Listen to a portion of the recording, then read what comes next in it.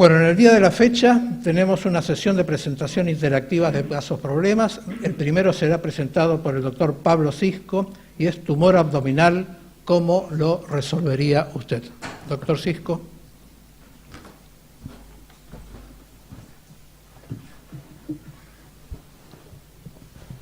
Muchas gracias, señor presidente. Vamos a presentar el caso de una paciente de sexo femenino, de 46 años de edad, oriunda de la provincia de Buenos Aires, que consultó en forma externa a nuestro hospital por un dolor abdominal moderado de 8 meses de evolución. El resto de su examen físico era absolutamente normal, y sus antecedentes, desde el punto de vista clínico, era que era una paciente con una enfermedad celíaca, una gastritis crónica, y del punto de vista quirúrgico le habían efectuado 2 cesáreas en 18 años atrás y 13 años atrás de la consulta.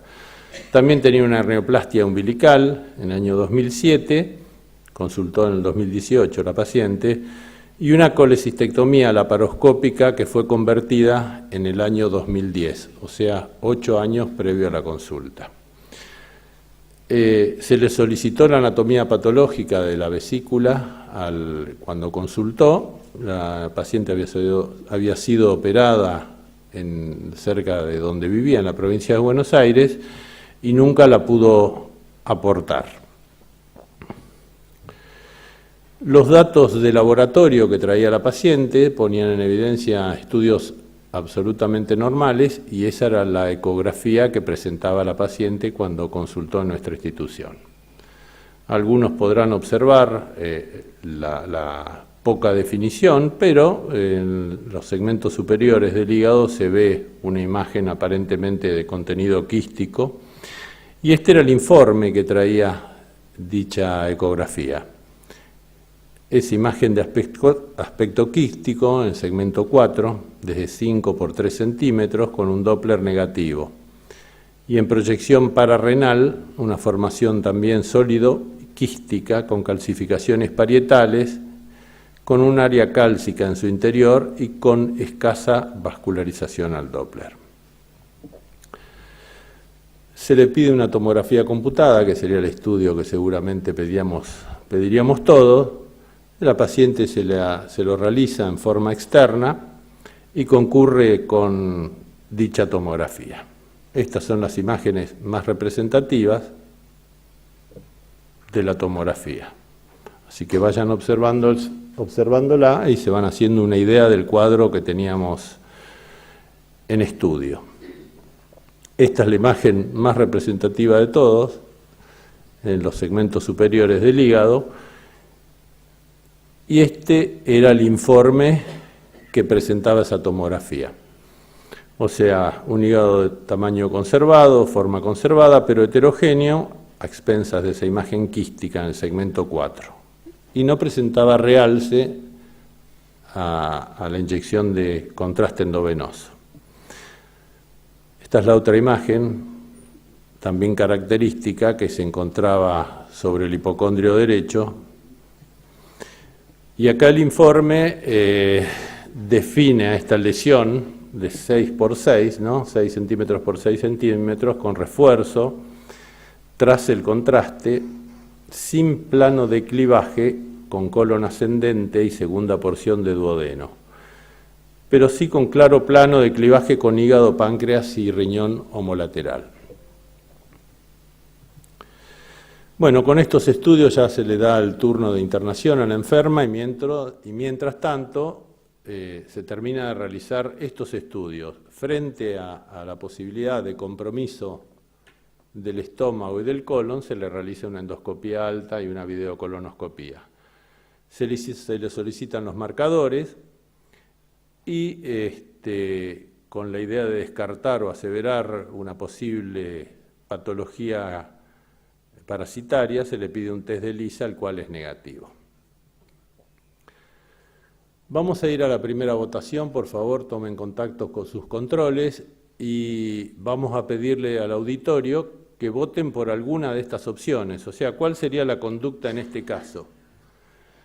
¿Qué estudio se le pediría o qué actitud se tomaría con respecto al enfermo? Así que léanla, por favor, y se va a presentar ahora para que tengamos la primera votación. Bueno, la mayoría del auditorio, por lo que veo, tomó la opción de resonancia de abdomen y la tercera opción, la C, es la más gracias. Es la más votada. Bueno, ahora el tema es, independientemente.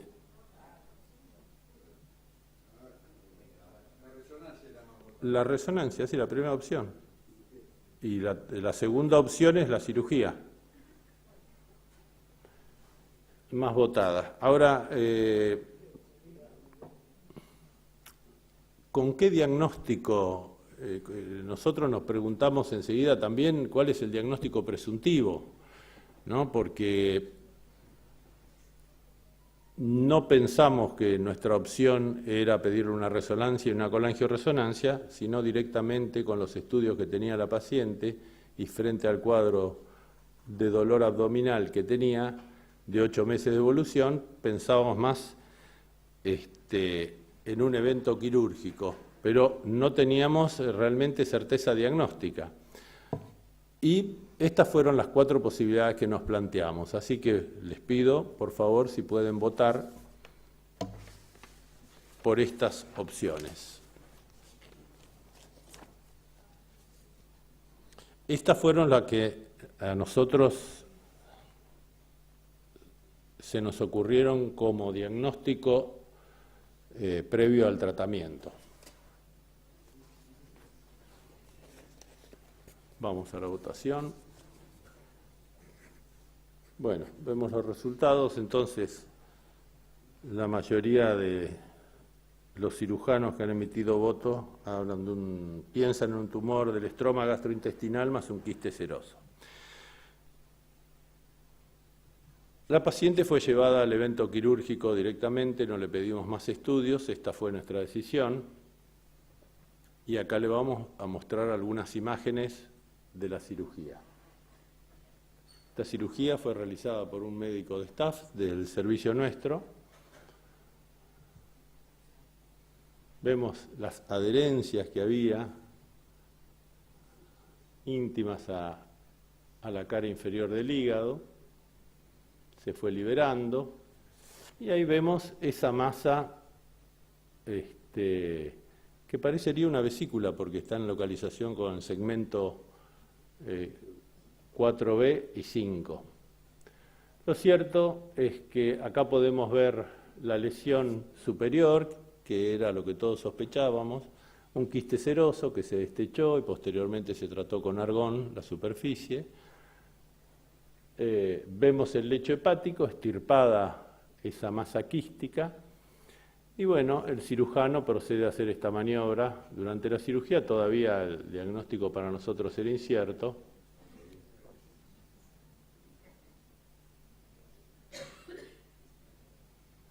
Y en definitiva nos encontramos con esto. Y creo que la mayoría de los que están acá y tienen experiencia saben lo que es. Bueno, esta palabra todos saben, y los jóvenes, si no lo saben, viene de una palabra latina que es oblitum. Oblitum quiere decir olvido, ¿no? Y forma parte de una de las complicaciones que tienen los eventos quirúrgicos. Quiere decir que con respecto a la conducta llegamos y pudimos obtener un diagnóstico a través de la laparotomía exploradora, pero ahora se nos abren muchos más interrogantes que tienen otros matices. ¿Qué son estos que nos pasan a todos los cirujanos? ¿Qué ocurre? Acá el imagenólogo no hizo el diagnóstico, pero en muchos casos hace el diagnóstico. Entonces, acá tenemos un imagenólogo que es el jefe de departamento de diagnóstico del Hospital Argerich, que después lo vamos a invitar a hablar luego de la votación, el doctor Cosima, que nos va a ilustrar un poquito con respecto a esta actitud. Pero ¿qué piensan ustedes que deben informar? Vamos a someterlo a una votación. los imaginólogos cuando realmente hacen el diagnóstico de oblito. Vamos a votar, por favor. Bueno, prácticamente debe haber un 2% de diferencia, no lo veo bien, pero quiere decir que es un tema de debate, ¿no? Ahora vamos a la segunda pregunta para los imagenólogos. Si tienen el hábito de contactarse con los médicos solicitantes previo al informe. Vamos a votar, por favor.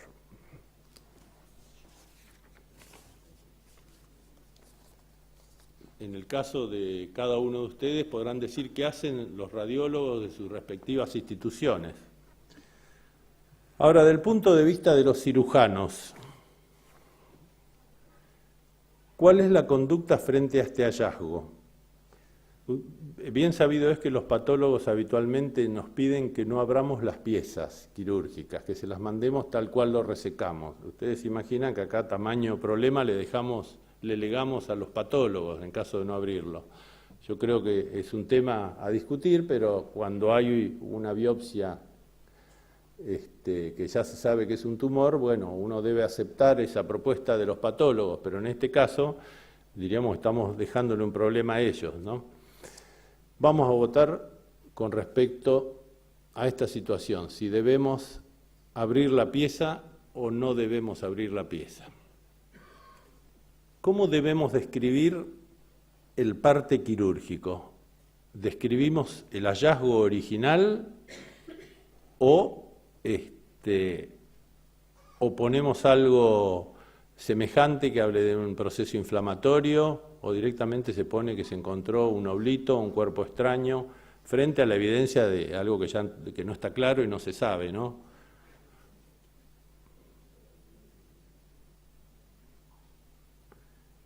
Esta pregunta tiene especial interés jurídico, creo yo, porque en muchos casos nos puede hacer enfrentar algún inconveniente.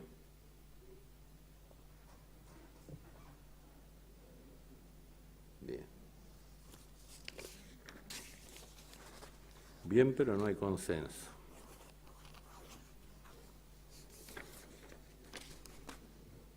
Vamos a la penúltima votación.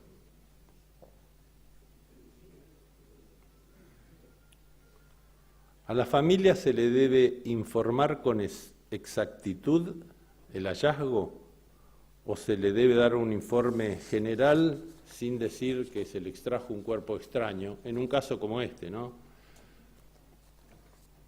Vamos a la votación, por favor.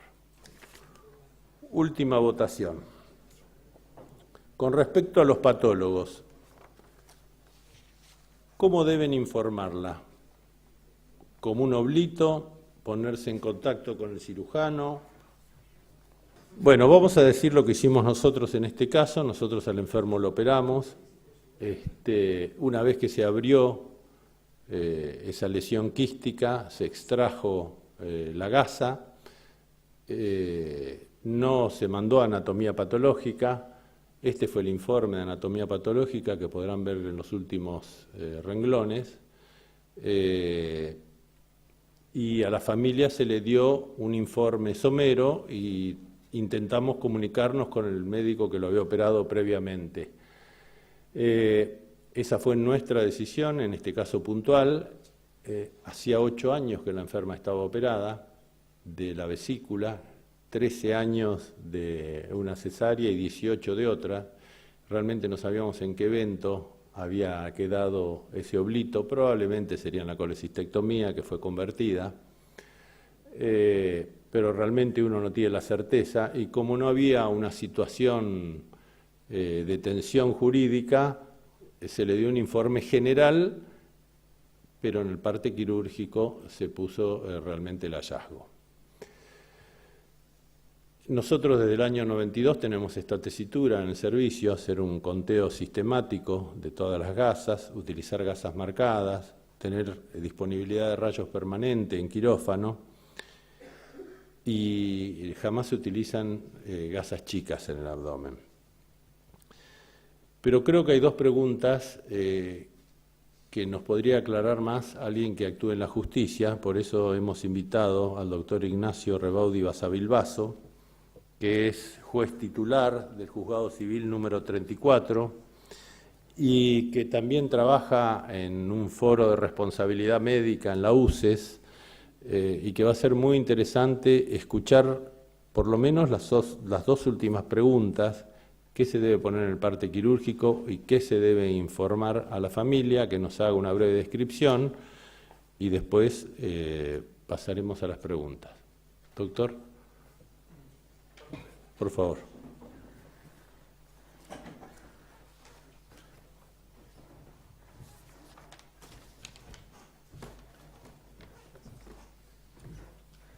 Bueno, muchas gracias por la presentación. Buenas tardes a todos. Bueno, como les comentaba el doctor Cisco, yo soy juez nacional en lo civil acá en Buenos Aires y tenemos muchos juicios de mala praxis médica, o sea que quizás nos toca un caso como este. Yo no tuve un caso como este. La verdad es que yo justamente veía las votaciones y veía la división que había entre ustedes mismos, así que peor para nosotros que no estudiamos medicina, que tengamos una solución concreta y cierta. Lo que sí les puedo decir es que bueno, el sistema está hecho para que los jueces juzguen la actuación médica. O sea, cuando uno analiza la actuación médica, obviamente se va a basar en la pericia médica, que es la prueba más importante y concluyente. Es el auxiliar del juez que le va a decir qué correspondía en cada caso. Obviamente aplicando las leyes como correspondan. En este caso yo creo que un poco de lo que se está hablando es del tema de información, si hay que informarle a la familia, si hay que informarlo en el parte quirúrgico o no, y yo me inclino porque sí hay que informarlo. Hay dos leyes que para mí serían aplicables. Una es la Ley de Derechos del Consumidor, que si bien se debate mucho si corresponde o no corresponde la aplicación de la Ley de Consumidor a la relación entre médico y paciente, si se aplica, por ejemplo, con prepaga, si se aplica con una clínica privada, si se aplica con un laboratorio. Entonces, en general, les vuelvo a repetir, no es tan claro, no está bien definido, pero es una ley que la tendencia es a que se aplique, ¿sí? Entonces, la misma Ley de Derechos del Consumidor establece, yo les traje, por si no la conocen, para leerla rápido, el artículo 4, que es el que habla de información al consumidor, que en este caso sería el paciente. Dice el artículo: el proveedor está obligado a suministrar al consumidor en forma cierta, clara y detallada todo lo relacionado con las características esenciales de los bienes y servicios que provee y las condiciones de su comercialización. Suena un poco más a algo comercial, pero justamente si uno lo aplica a cualquier relación de consumo, el deber de información está. Así que yo me inclino por esto que les decía recién, en cuanto a que tiene que consignarse en el parte quirúrgico y también tiene que informársele a la familia, sobre todo eventualmente a la familia y al paciente para una posterior intervención, para que se sepa que tuvo ese oblito esta persona, ¿no? Y después también la Ley 26.529, que seguramente la conozcan más por la historia clínica, pero bueno, el artículo 3, que establece toda la parte de la información sanitaria, define que a los efectos de la presente ley, entiéndase por información sanitaria aquella que de manera clara, suficiente, adecuada a la capacidad de comprensión del paciente, informe sobre su estado de salud, los estudios y tratamientos que fueren menester realizarle y la previsible evolución, riesgos, complicaciones o secuelas de los mismos. Entonces creo que también, sumado a la otra ley que les mencionaba, esto hace que ante la duda uno deba informar. Pero bueno, como les repetí, les dije recién, no tuve un caso para resolver en este sentido, pero bueno, yo me inclino justamente por la información. Acá me imagino que lamentablemente seguramente se está exponiendo al médico que trató a esta paciente con anterioridad, por lo que decían fue 8 años antes, así que habría que ver, porque en realidad uno está exponiendo a que eventualmente le hagan un juicio de mala praxis médica a esa persona.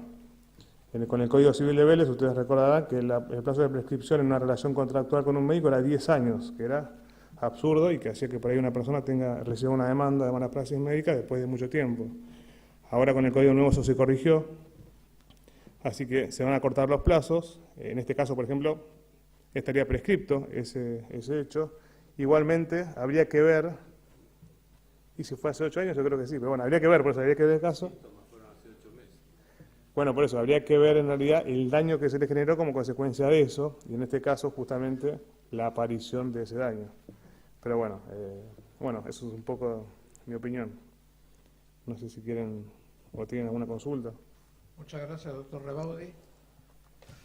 Bueno, si alguno de los señores académicos quiere plantear alguna... Doctor Ferraina.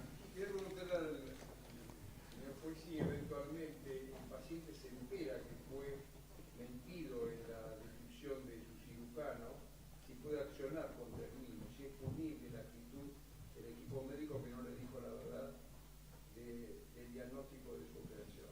Y sí, el tema es cómo se entera él después, ¿no? Pero bueno, muchas veces pasa por ahí que no... Puede leer la historia clínica donde realmente se puso la verdad.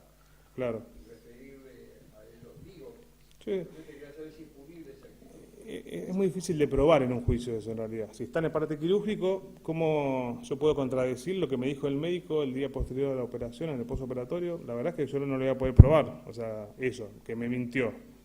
Pero hasta el paciente ahora puede pedir una copia de la historia clínica y llevárselo, así que yo creo que estaría ahí en eso que denuncia, digamos, el paciente sería muy difícil de probar. Ese es lo que veo. Gracias, doctor Rebaudi. ¿Alguna otra opinión de algún señor académico? Doctor Ferreres. Ferreres. Yo tengo preguntas y consideraciones para hacer. Muy bien. Algunas de las preguntas que se me plantean es, se mostró una imagen de una gasa dentro de un quiste. ¿La enferma prestó su consentimiento y su autorización para que esa imagen sea expuesta en esta academia? No. Y después creo que hay una serie de circunstancias que no han sido las ideales en el manejo. La posibilidad de un oblito surge desde el momento que una enferma con antecedentes quirúrgicos tiene una imagen sospechosa. Perdón, la enferma no sabe que se le sacó una gasa. Está descrito en el parte quirúrgico y en ningún lugar de la presentación figura el nombre y apellido de la paciente, ¿no? Yo creo que se han... eliminados. Después contestamos. No, ¿Puedo seguir opinando, dialogamos, señor sí. presidente? Sí. Creo que ha habido una serie de circunstancias que no han sido las ideales. Nosotros expusimos el tema en el relato del año 2009 y también en otro trabajo respecto de las consideraciones, aspectos formales y sustanciales del protocolo operatorio que mereciera en su momento el premio Arce. Cuando uno abre la pieza, lo recomendable es cuando se sospecha un oblito, y creo que justificaba los antecedentes de la enferma y las imágenes, no abrirlo para que uno no tener la obligación de decirlo hasta que aparezca la anatomía patológica si hubo o no hubo oblito. Pero el tema más preocupante es que esta enferma tuvo la suerte de andar bien. Y si la enferma tenía una fístula duodenal de alto débito, ¿cómo la iban a justificar? A la enferma, a la familia, a quien sea. Entonces, y el tema de la información también tiene una serie de peculiaridades y sutilezas que hace que uno le pueda informar y, como bien dijo su señoría, el enfermo o la familia no recuerden. En el idioma inglés, el término oblito en general se conoce con el nombre de gossipiboma, que en idioma swahili significa aquello que está oculto, aquello de lo que no se habla. Y creo que eso es un poco lo que ha pasado y surge a punto de la partida de la presentación que ha hecho el académico Cisco. Creo que hay muchas cosas para mejorar y sobre todo, habiendo gente joven, como uno siempre insiste, creo que podríamos dar algunas sugerencias, algunas pautas de accionar. Nada más. Doctor Cisco, ¿algún comentario? No, recalcar nada más que eso, que la familia no, y tampoco se quiso poner en evidencia o generar una situación ante 3 equipos quirúrgicos o 4, porque también habían operado una hernia umbilical. No lo justificaba la clínica de la enferma, no era un cuadro grave, no estaba fistulizada, no tenía ningún problema con el colon. Realmente es un tema para analizar si uno de alguna manera saca un cuerpo extraño y acusa al cirujano anterior. Creo que lo más correcto sería del punto de vista ético, hablar con el cirujano anterior y analizarlo juntos. Y creo que cada caso debe ser analizado en particular. Yo, como todos los que estamos acá presentes, hemos operado de enfermos que le hemos sacado gasas, autóctonas o externas, y les aseguro que he sacado unas cuantas, de distintos servicios, de distintos lugares, y por ahí deben haber sacado alguna mía cuando no se tenían todos esos recaudos, porque seamos sinceros. Y acá creo que no es tema de generar más daño. En algún momento, pero un enfermo que tenía 7 cirugías previas y tenía un oblito. ¿Quién se lo había dejado? Vaya a saber quién, pero eran 7 juicios distintos contra 7 equipos de cirujanos distintos que no se sabía realmente quién lo había hecho, y realmente tuve que decirle la verdad e ir, pero se justificaba el caso, estaba con una fístula obstruida. Acá el único síntoma de la enferma era un dolor abdominal leve. Y vuelvo a repetir que lo subrayó acá su señoría, una cosa es el informe que se da del enfermo y otra cosa es lo que se escribe, y es indemostrable lo que uno le pueda decir como información si se escribe la verdad. Frente a un hecho judicial, lo primero que van a pedir es la historia clínica, y ahí sí figuraba la realidad. Creo que aparte el daño no había sido grave, la enferma está en contacto con nosotros y está en perfecto estado de salud. Gracias, doctor Cisco. Doctor Montesinos.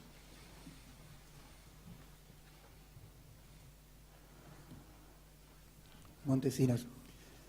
Se trata de un caso que genera bastantes dudas o conflictos. Ahora, desde el punto de vista, independientemente de las leyes y lo legal, éticamente me parece que lo que corresponde es decir la verdad al paciente, y en la forma en que se le dice al paciente, y dejar escrito y que haya una correlación entre lo que se le dice al paciente y lo que queda escrito. Y por otra forma, la forma más sencilla se me ocurre a mí de evaluarlo es ¿cómo pensaríamos si fuéramos nosotros el paciente? ¿Qué desearíamos que se nos haga a nosotros? ¿Que se nos diga la verdad o no? Y proceder de esa manera. Yo prefiero que me expliquen y que me digan, mirá, Montesinos, por suerte no tenés un tumor. Tenés un oblito, una gasa que se dejaron, que por suerte no te trajo ningún problema, son cosas que a veces pasan, pero la verdad es que tenés una suerte, anduviste bien y te sacaron esto. Y no te preocupes porque no te va a aparecer otro quiste, ni te va a aparecer otra cosa, ni es hereditaria, no le va a aparecer a tus hijos. Fue un accidente que puede ocurrir y que no te trae ninguna consecuencia. Eso me parece que sería lo más honesto. Creo que éticamente tendremos que proceder con el paciente como nos gustaría que nos procedieran con nosotros. Y le quería preguntar al señor juez si el tiempo de prescripción no corre a partir del momento en que el paciente toma noticia o contacto del acto que le produjo el daño. Claro.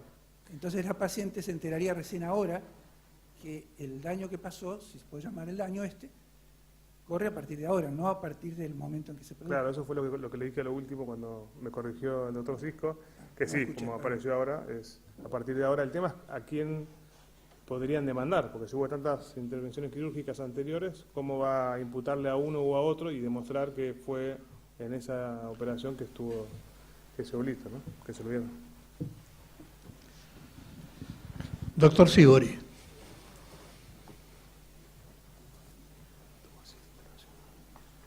Me ha sorprendido, yo diría que de manera desagradable, enterarme de que un acto quirúrgico se juzga a través de la ley del consumidor. Más o menos como equiparar una cirugía, por sencilla que sea, como puede ser una colecistectomía, a comprar un paquete de galletitas y que las galletitas estén en malas condiciones. Bueno, a mí me parece que esto habla un poco de la endeblez del sistema jurídico, lamentablemente, de nuestro país, que vemos a diario, todos los días, ejemplos. Doctor, ¿ese es el único fundamento, la ley del consumidor, para juzgar? Y la otra que usted nombró... Dos leyes mencioné, la de historia clínica y información sanitaria, que es el segundo párrafo. Bueno, de cualquier manera, lo de la ley del consumidor suena Mire, si quiere le puedo alcanzar una sentencia muy reciente donde se analiza el sistema de salud en general, en Sí. el cual se genera un juicio de mala praxis médica y se demandó a la prepaga o sea, el paciente que era afiliado a una prepaga, a la prepaga, a su vez a una cámara empresaria de atención domiciliaria de empresas de salud, que es o sea, de Argentina, a su vez a una cámara más chica que es de una provincia, a su vez a una empresa de atención domiciliaria, o sea que tiene ambulancias en una municipalidad determinada, a un sanatorio, o al médico de la ambulancia, o sea, había como 10 demandados más o menos, más las compañías de seguros, o sea que eran varios, y ahí justamente lo que se identifica es eso, todo ese servicio que se le ofrece a un usuario de servicio de salud, se aplica a la ley de consumidor. Digo, si quiere leerla, porque es muy reciente y está firme esa sentencia. Sí, claro. Pero bueno, yo dije igualmente que no es claro en relación al médico con el paciente, pero en general al resto, por eso dije laboratorios, por eso dije prepagas, por eso dije por ahí Sí. la relación a una clínica privada, se le está aplicando la ley de consumidor. Bueno, lo que usted acaba de decir me parece bien, pero de cualquier manera los ejemplos que puso usted son los de empresas. Son empresas de servicios médicos. Había un médico que fue la atención domiciliaria, Es que ese fue el que distinto. hizo la mala praxis médica. Bueno, es distinto a un acto individual de un cirujano. Fue el- Es una opinión, ¿no? Sí, sí, sí, por supuesto. Les recuerdo que no se vierten opiniones, pero no estaba dentro de la reglamentación las polémicas y las discusiones. Bueno, esto es una presentación que realmente ha salido de lo médico, no de lo médico, de lo quirúrgico, por así hablar, y ha sido presentado con otros carices. Un cariz ha sido muy bien reflejado acá por el señor juez. Y si algún otro académico no tiene ninguna pregunta, a mí me gustaría aprovechar que está el doctor Shigeru Kojima, que es el jefe de departamento de diagnóstico y tratamiento del Hospital Argerich, al que tuvimos la suerte de conocer cuando actuó en nuestro hospital, que merece todo mi respeto. Doctor Shigeru, desde el punto de vista imagenológico, ¿hay algo que pueda acercar al diagnóstico preoperatorio de cuerpo extraño y o oblito? Bueno, esa es una buena pregunta. Digamos que, antes que nada quería felicitarlo a Pablo por el caso. Justamente este es uno de los casos en donde uno realmente se confunde con un tumor. De hecho yo puse PET-CT porque me pareció que era un tumor y obviamente el oblito, digamos, tiene imagenológicamente características determinadas y uno dice es un oblito cuando lo ve como tal y ve el tramado de la gasa, inclusive con algunas calcificaciones o algunas veces conteniendo aire. En este caso no tenía aire, no era líquido, tenía una parte sólida, tenía mucho componente que realzaba con el contraste, inclusive por la reacción inflamatoria que tenía. O sea, en este caso no se comportaba como un oblito para nosotros. Obviamente, como radiólogo, y es lo que encontramos periódicamente o anualmente un caso, pero sí aparecen aún teniendo todos las medidas de seguridad que nombró Pablo y que obviamente en todos los quirófanos existen. Nosotros tratamos de ubicar al cirujano, pero hay veces que nosotros trabajamos también en privado y justamente esta semana nos ocurrió un caso que el oblito se veía perfecto como un oblito. Entonces tratamos de ubicar, revisamos toda la historia clínica informatizada que tiene el sanatorio y no encontramos que el paciente se haya internado ahí, o sea, era un paciente externo que venía a hacerse el estudio. Y bueno, dijimos, el médico con el que estaba informando, le dije que le pusiera la palabra gosipigoma, como la mencionó el doctor, cosa de que el paciente o el familiar no leyera realmente en forma directa que sea una gasa. Obviamente que el paciente tiene acceso a internet y seguramente va a encontrar esa palabra, pero bueno, tratamos de digamos, de colocar términos de que no dieran indicios a que eso fuera un cuerpo extraño olvidado, digamos. Gracias, doctor Shigeru. ¿Alguna otra consideración de parte de los señores académicos? Gracias, doctor Cisco. Pasamos entonces a la segunda presentación de caso interactivo. El presentador es el doctor Lucio Uranga, tumor de páncreas en mujer joven con diseminación a distancia. Doctor Uranga.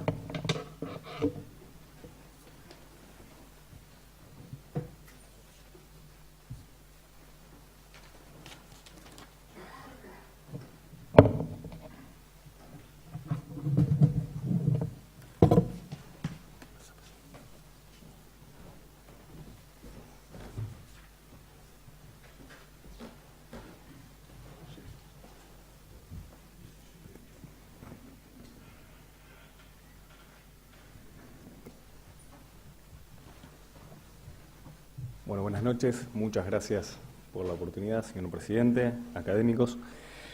Voy a presentar un caso, como lo dice el título, de una paciente mujer de 22 años, oriunda de la ciudad de Olavarría, provincia de Buenos Aires, que no presentaba, en virtud de su edad, probablemente ningún antecedente de relevancia, y consulta en su ciudad natal por un dolor en hipocondrio izquierdo con irradiación dorsal, por lo cual es sometida a estudios complementarios, iniciando por estudios de laboratorio que no tenían ningún tipo de hallazgo patológico, y siguiendo por una ecografía que informa una litiasis vesicular múltiple, que no condecía con el cuadro clínico, y una lesión sólida de 2 centímetros a nivel del segmento 7 hepático. Conjuntamente también se informa una lesión heterogénea a nivel del cuerpo y cola de páncreas de unos 5 centímetros de diámetro, sin mayores informaciones en la ecografía. Se solicitan estudios de marcadores tumorales, que fueron normales, y a continuación se solicita una tomografía computarizada de abdomen. La verdad que contamos con gente con mucha experiencia en la materia, pero voy a tratar de hacer un resumen de las imágenes más representativas. Acá podemos ver la lesión hepática, si esto es una fase portal no muy bien definida, y una lesión a nivel de en el cuerpo cola de páncreas con un centro calcificado, heterogénea, áreas de diferentes densidades. Acá volvemos a ver la misma. Y hasta aquí vemos eso y llama la atención algunas lesiones nodulares en topografía de aumento mayor, que no son descritas en el informe. Hasta aquí, con esta imagen, una chica de 22 años se solicita para complementar los estudios una resonancia magnética, donde se ven diferentes fases, T1, T2 y fases de difusión, la misma lesión hepática que se define claramente. Y se ve a nivel de cuerpo y cola de páncreas una lesión heterogénea, que podemos ver otros implantes, como dijimos, a nivel de aumento mayor, y llama la atención además estas lesiones, fíjense, en diferentes fases muy heterogéneas, áreas más intensas, menos intensas, multitabicadas, polilobuladas, imágenes independientes en aumento mayor o aumento menor, y se observa a nivel del espacio para cava una lesión hiperintensa en esta señal, que desplaza la vena cava inferior.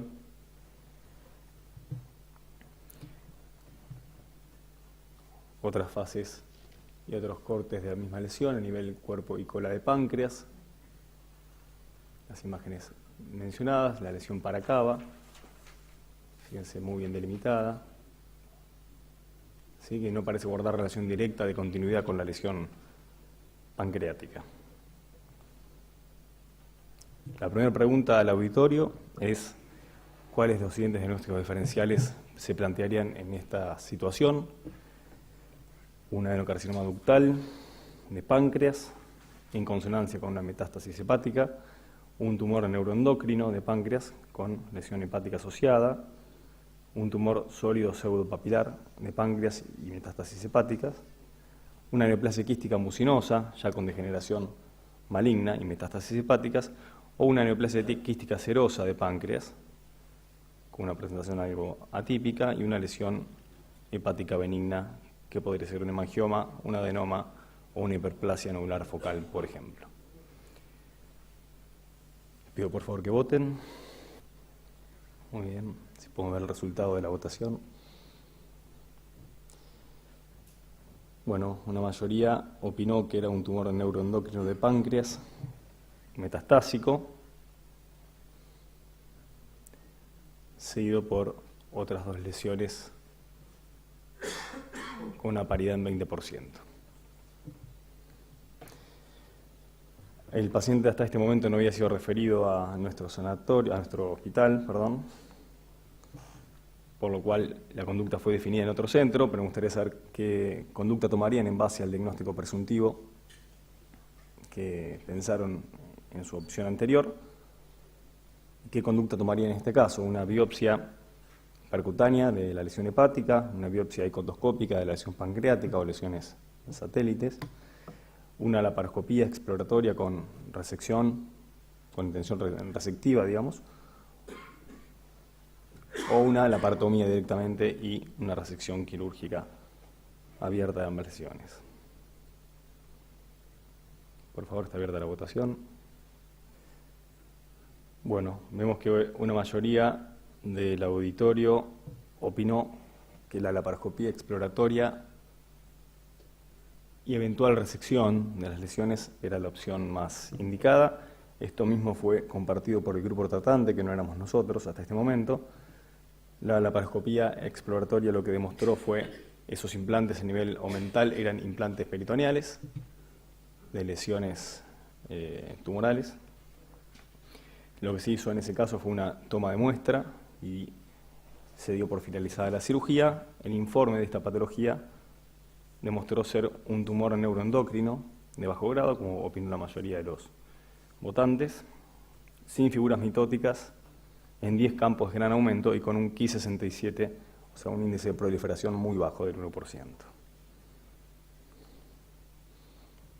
Me gustaría saber, con este resultado, qué conducta tomarían en este caso. Haría una revisión en su centro, la paciente es referida a nuestro centro, al servicio de oncología de nuestro hospital con este diagnóstico, por lo cual se planteó si hacíamos una revisión de la histopatología o la tomábamos como cierta y avanzábamos hacia un estudio más específico, un PET-TC con galio-dopa.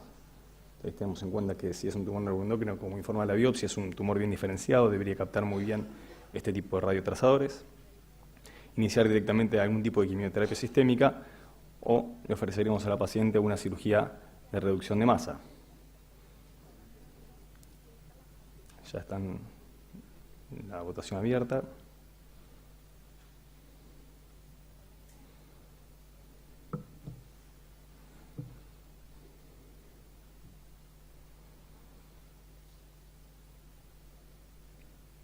Bien, nosotros por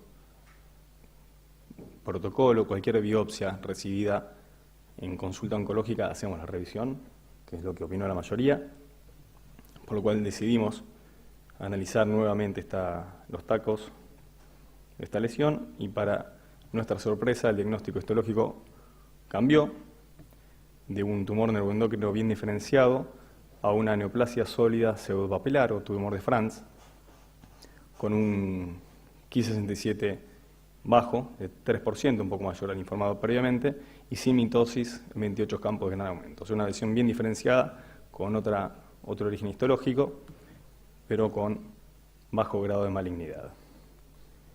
Y nos volvemos a plantear en este caso, ¿qué hacemos? Estos tumores, a diferencia de los tumores neuroendocrinos bien diferenciados, tienen buena captación del PET scan con glucosa. Iniciamos tratamiento sistémico o le ofrecemos una cirugía de reducción de masa. Recordemos que si bien no fue interpretado así en los informes iniciales de la paciente, la extensión de la enfermedad era bastante amplia, ¿no? No solo era la lesión hepática, sino una lesión para cava, múltiples lesiones peritoneales y la lesión pancreática. Está abierta la votación.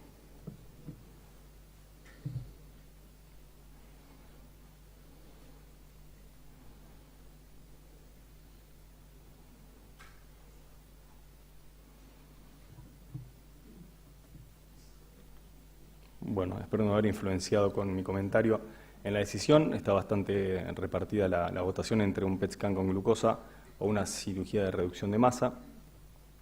La paciente, no, falta mía, no, estaba estudiada a nivel torácico también con la tomografía, era torácica también, no mostraba lesiones torácicas. Nosotros esto lo discutimos en un comité multidisciplinario y decidimos avanzar hacia el tratamiento quirúrgico. después voy a justificar por qué.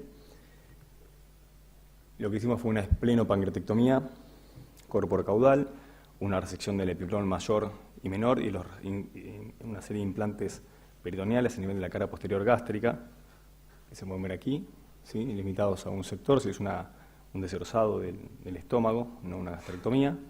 Se resecó el epiplón mayor, el tumor espleno-páncreas con su vaso.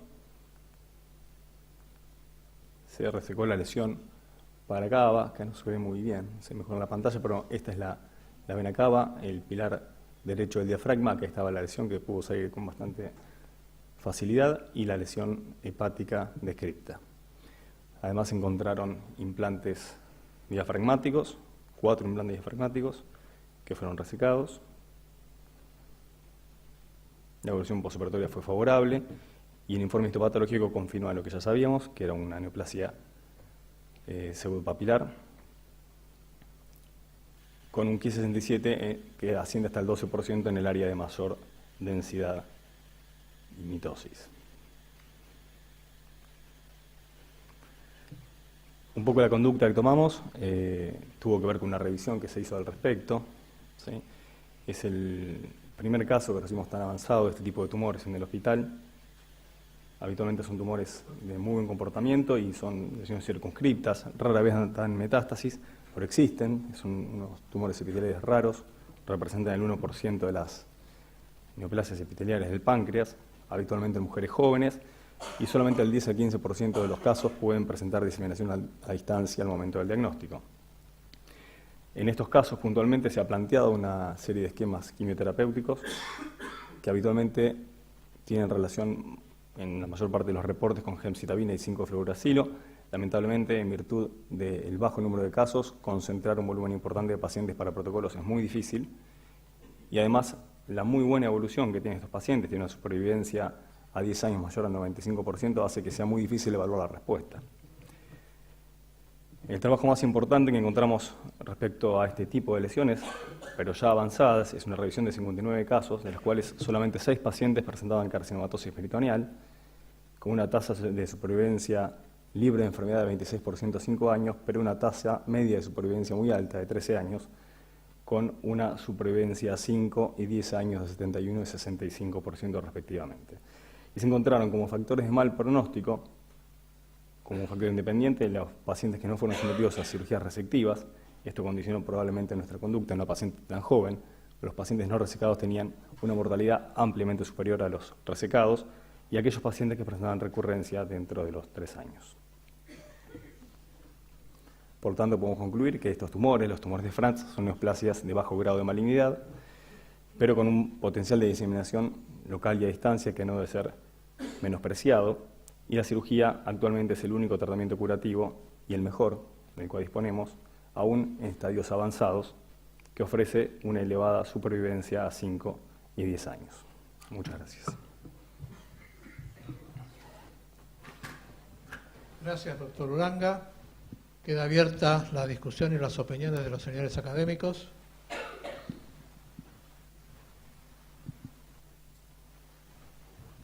Doctor Ferreira. En primer lugar, con respecto al diagnóstico, era prácticamente evidente que la posibilidad mayor se trataba de un tumor mixto o sólido quístico. Los tumores neuroendocrinos no tienen esa captación que se demostró en la tomografía computada, y menos aún la lesión hepática. Pero me parece que aquí el aspecto más importante es la conducta que han tomado ustedes con respecto a la resección, en un caso muy avanzado con implantes peritoneales. Hasta donde yo sé, no hay una evidencia científica de que este tratamiento así aumente la sobrevida en estos pacientes, especialmente con un Ki67 tan elevado. De cualquier manera, teniendo en cuenta seguramente la edad de la paciente y el intento desesperado de mejorarla, los habrá llevado a resecarlos, pero con toda franqueza yo no he leído ningún estudio que demuestre que esta agresividad, como si se tratara de un cáncer de ovario, en donde sí el Debbark ha demostrado efectivamente que seguido una quimioterapia efectiva es el tratamiento adecuado, en esta patología pancreática, hasta donde yo sé al menos, no ha sido demostrado aún. Sería interesante que sigan la evolución de la paciente y ojalá la buena evolución indique que este podría ser un camino. Pero mi pregunta concretamente es en qué se basaron para hacer este tipo de resección, que evidentemente no creo que haya sido completa, porque cuando hay una carcinomatosis, a menos que ustedes hubieran realizado una peritonectomía total y eventualmente quimioterapia con hipertermia, es muy difícil estar cierto de que uno pueda lograr un R0. Doctor Uranga. Gracias, doctor Ferreira. Estoy de acuerdo en que no hay evidencia suficiente y sólida, y esto se basa fundamentalmente en el tipo de genio tumoral.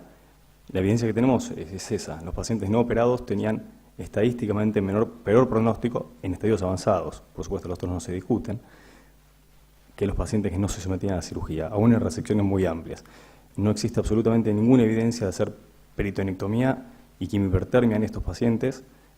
De hecho, está muy debatido hoy por hoy fuera del ovario, los tumores mucinosos del apéndice, incluso fuera de eso, realmente la mayor parte de los oncólogos coinciden en que no es un tratamiento efectivo con mucha morbilidad. Puntualmente en este tipo de pacientes, la conducta incluso debatida después en el postoperatorio, el 1567 de 12 fue después la gran resección, los predios eran muy bajos. La paciente va a seguir sin quimioterapia adyuvante y vamos a seguir expectantes a ver la aparición de la recurrencia que pensamos que lo va a tener y pensamos que el rescate quirúrgico va a ser la próxima conducta. La cirugía hasta ahora en estos tumores ha sido la única opción de aumento de sobrevida y no se la quimioterapia. Gracias, doctor Uranga. Doctor Guerini, ¿usted quería hacer un comentario?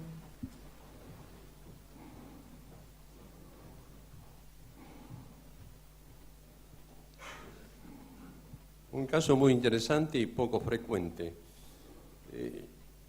Quiero ser justo y decir por qué yo voté por pseudopapilar de entrada. Mujer joven, que generalmente es muy difícil que tenga un cáncer de páncreas. Por otra parte, pensé de que no iban a traer un cáncer ductal a la sociedad. Y por otra parte, un tumor bastante grandecito y irregular en su forma. Porque lo único que realmente a uno le puede hacer pensar de que puede ser un tumor pseudopapilar es la imagen. Generalmente tienen un tamaño bastante grande, son irregulares, tienen su parte sólida y tienen partes líquidas con sangre. Yo le pregunto si en la evolución de esta enferma no tuvo alguna vez algún dolor, algo, porque estos tumores frecuentemente se rompen. Y una forma en que a veces los enfermos van a la consulta es de que tienen un hemoperitoneo. Puede ser que haya tenido rotura y eso trae difusión de la enfermedad. Por otra parte, el pseudopapilar es un tumor de evolución lenta. Hace poco salió una estadística bastante grande en Estados Unidos de más de 50.000 casos y hace la comparación de todos los tumores malignos y su evolución. Y dentro de los tumores malignos de páncreas, el que mejor evolución tiene es este tumor. Desgraciadamente, en este caso, la evolución no es tan buena, pero es el tumor maligno de mayor evolución. El peor de todo es el ductal, el cual tiene de promedio, digamos, en esta estadística alrededor de 20 meses, entre lo que se opera y lo que no se opera. Y después están los intermedios, que son los originados en la parte endocrina y sobre todo los tumores mucilosos intrapapilares. O sea, de que realmente el cuadro es el de una enferma que tiene este tipo de tumor. Nada más. Gracias, doctor Galindo. Doctor Uranga. Sí, muchas gracias, doctor Galindo, por su opinión. Un poco contestándole a su consulta y un poco a la del doctor Ferreira previamente, nosotros coincidimos en que la imagen era compatible con un tumor de Franz, una calcificación que no vemos en tumores neuroendocrinos. La paciente nos llegó en consulta inicialmente las imágenes, habíamos pensado en ese diagnóstico original, pero por diferentes motivos fue derivada a otro centro de salud donde fue tratada y nosotros recibimos la paciente ya operada post laparoscopía. Coincidimos en que la imagen era compatible y la operamos con esa idea, ¿no? Ya con la confirmación histológica. Y no, el resto estoy de acuerdo, 100%. Doctor Guerini. Felicito la presentación. La pregunta es, comprendiendo la poca frecuencia de este tumor y la poca experiencia personal de ustedes ante situaciones como esta, ¿qué opinión tienen si en un caso como este el paciente requeriría nuevas resecciones. ¿Son posibles que el tratamiento iterativo quirúrgico, como lo que se mencionó hoy, por ejemplo un ovario o un mucinoso de apéndice, o no? Gracias, doctor Rini. En las publicaciones existe el rescate quirúrgico múltiples veces, siempre que sea posible. Le repito, no hay sostén para hacer un tratamiento oncológico sistémico que haya demostrado evidencia de ningún tipo. Son de los más variados, se repiten habitualmente la gemcitabina con 5-FU, pero no tienen ningún sostén estadístico, realmente es casi artesanal el tratamiento. Por lo cual la cirugía sigue teniendo vigencia y nuestro planteo fue no iniciar ningún tratamiento ante la falta de evidencia. Nosotros consideramos que quedó R0 macroscópicamente, no descartamos la posibilidad de enfermedad microscópica invisible, pero estamos esperando la recurrencia. Esto fue hace pocos meses, hasta ahora no la ha presentado, y ante la evidencia de nueva enfermedad resecable, la conducta va a ser proponerle a una chica de 22 años, sea a los 23, 25, 30 años, una nueva resección siempre que sea posible. Doctor Serafini. Yo primero quiero felicitarte por la excelente presentación y la capacidad de encarar situaciones complejas con la voluntad de favorecer a la paciente. Pero precisamente en esa voluntad y ante la escasez de evidencia científica, sumado al escaso índice de proliferación celular, el Ki-67-1 en el primer estudio, pero ese era el que había dado neuroendocrino, ¿no? Y después usted en la revisión fue de 3, seguía siendo muy, muy bajo. Si no podemos plantear la posibilidad de, como una real, pensando en el paciente, no hacer nada. Hay un viejo dicho que dice, si no sabemos qué hacer, quizá no hacer nada sea lo mejor. Y la posibilidad de que la reactivación de la enfermedad exista, porque los componentes de crecimiento que se producen después de una resección masiva, con o sin complicaciones, cuando hay complicaciones es sabido que favorecen más los factores de crecimiento y desencadenan posibles recidivas, esto está bien demostrado en patología colónica. Quizá acá también podemos estar favoreciendo eso, y en ese contexto la información a la paciente acerca de la imposibilidad de tener una fuente de conocimiento confiable como para posicionarnos en la toma de decisiones, si se le planteó la posibilidad de no hacer nada directamente y tenerlo presente. Yo me lo planteo, esta paciente quizá yo me estaría pensando en no ofrecerle cirugía, ni de inicio ni en la recurrencia. La pregunta concreta es si abrieron esta posibilidad a la chica, que es tan jovencita, y a la familia, y qué dijo la familia, ¿no? Doctor Uranga. Muchas gracias, doctor Serafini. Yo me voy acordando de las preguntas con retraso, contestándole al doctor Galindo. En cuanto al traumatismo, la paciente es jugadora de fútbol, es arquera de fútbol, por lo cual se pensó que tal vez en algún traumatismo, que ella refería a varios, haya tenido alguna incidencia en esta diseminación de este tipo de tumor a nivel peritoneal. Y en cuanto a la posibilidad de no hacer nada, por supuesto, en realidad, ante la situación, lo primero que planteamos fue, bueno, está diseminado, hagamos lo que hacemos con todos los pacientes. Nos conmovió un poco el hecho de tener 22 años y sospechar un tumor de baja agresividad. Hicimos toda una revisión y al respecto lo que encontramos fue que, lo que mostré, los pacientes que no se operaban eran los que se morían antes. Pensamos que justificaba el esfuerzo quirúrgico, obviamente con alguna chance de entrar y darnos cuenta que teníamos que limitar la resección. Afortunadamente pudimos avanzar y toda la enfermedad que propusimos ir a resecarla logramos hacer, pero estaba la chance de fracasar, por supuesto. Doctor Montesinos. Montesinos. Excelente presentación y hablando desde no estar en la especialidad, pero tomando en cuenta el cambio de diagnóstico patológico y viendo, también ahí tenemos, hoy que estamos en un día medio médico-legal, si es un error excusable o no un diagnóstico por otro. Ahora yo me pregunto, si no hubieran seguido esa conducta y hubieran tomado como un tumor neuroendocrino de páncreas, ¿qué conducta hubieran hecho? Muchas gracias, doctor Montesinos. En los tumores neuroendocrinos de páncreas avanzados, aún en los estadios, en los grados iniciales, grado 1 y grado 2, con diseminación, en general, a este nivel de diseminación los tratamos en forma sistémica inicialmente, habitualmente con temozolomida. y si no con análogos de la somatostatina para mantenimiento de la enfermedad, depende del caso. Y se reevalúan.